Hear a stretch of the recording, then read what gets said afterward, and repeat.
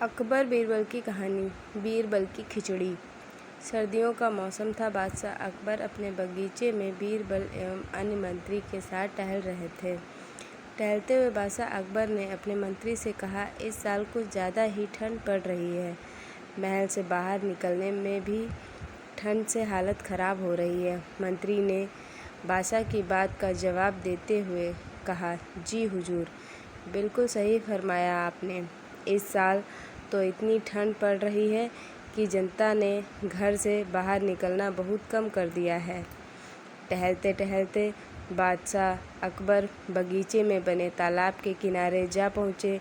जैसे ही उन्होंने अपना हाथ पानी में डाला, उन्हें एहसास हुआ कि पानी बर्फ़ जैसा ठंडा है।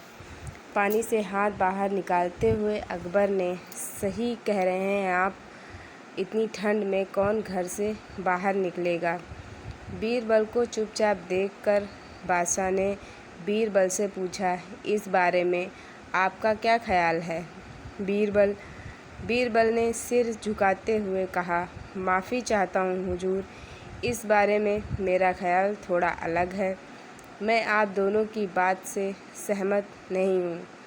अकबर ने आश्चर्यचकित होकर बीरबल से पूछा, अच्छा, तो हमें भी बताइए, क्या ख्याल है आपका।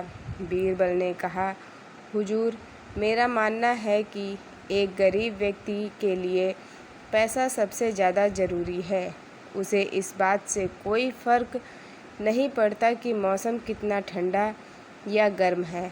अकबर ने हैरान होकर बीरबल से कहा, तो आप यह कह रहे हैं कि इस कड़ाके की सर्दी में भी एक आदमी कोई भी ऐसा काम करने को तैयार हो जाएगा जिससे उसे पैसा मिल सके। बीरबल ने कहा, जी हुजूर, मैं यही कह रहा हूँ।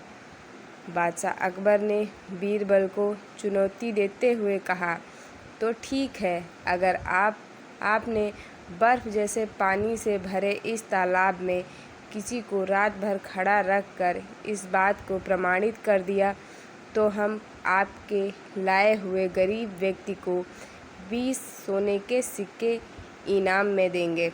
बादशाह की बात से सहमति जताते हुए बीरबल ने अगले दिन एक गरीब व्यक्ति को पेश करने का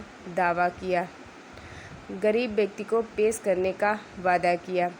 अगले दिन सभा में बादशाह अकबर ने बीरबल से पूछा कि क्या वो किसी को लाए हैं जो तालाब में खड़ा रहकर पूरी रात बिता सके।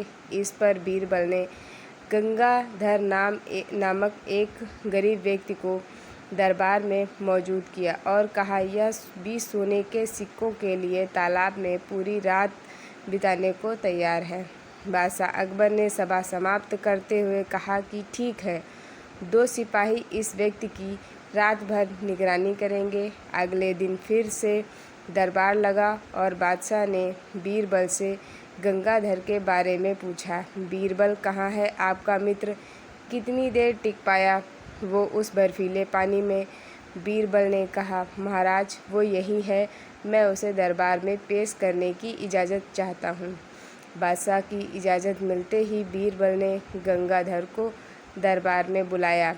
बादशाह अकबर ने गंगाधर को शाबाशी देते हुए कहा, हमें इस बात पर यकीन नहीं हो रहा है कि तुम पूरी रात उस बर्फ़ जैसे पानी में रहे और आज हमारे सामने सही सलामत खड़े हो।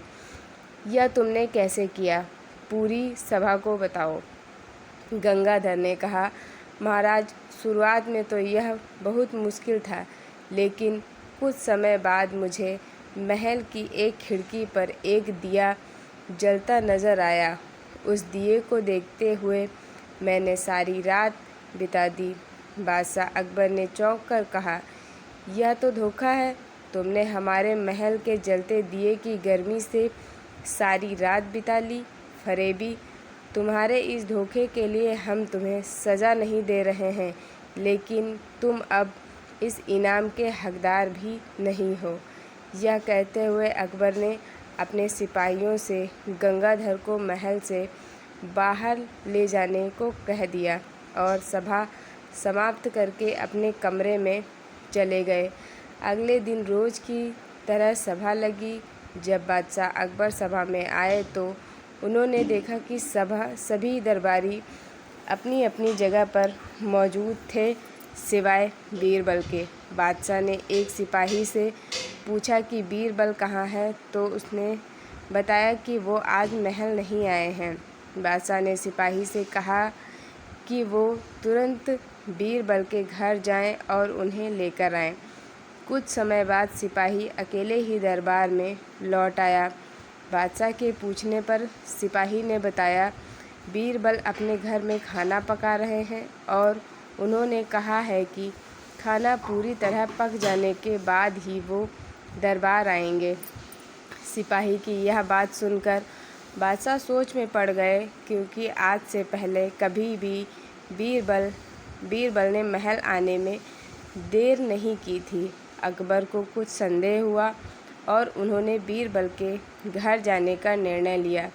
जब बादशाह अकबर बीरबल के घर पहुँचे तो उन्होंने देखा कि बीरबल एक ऊंची खूंटी पर एक हांडी टांग रखी है और उसके नीचे ज़मीन पर लकड़ियां जला रखी हैं। बादशाह आश्चर्यचकित हो गए और बीरबल से पूछा कि वह क्या कर रहे हैं। इस पर बीरबल ने जवाब दिया कि वह अपने भोजन के लिए खिचड़ी पका रहे हैं। बादशाह अकबर ने कहा, क्या तुम पागल हो गए हो? यह खिचड़ी कैसे पक सकती है? तुमने हांडी को इतने ऊपर टांग रखा है और आग नीचे जल रही है। ऐसे में खिचड़ी पकने के लिए हांडी तक गर्मी कैसे पहुंचेगी?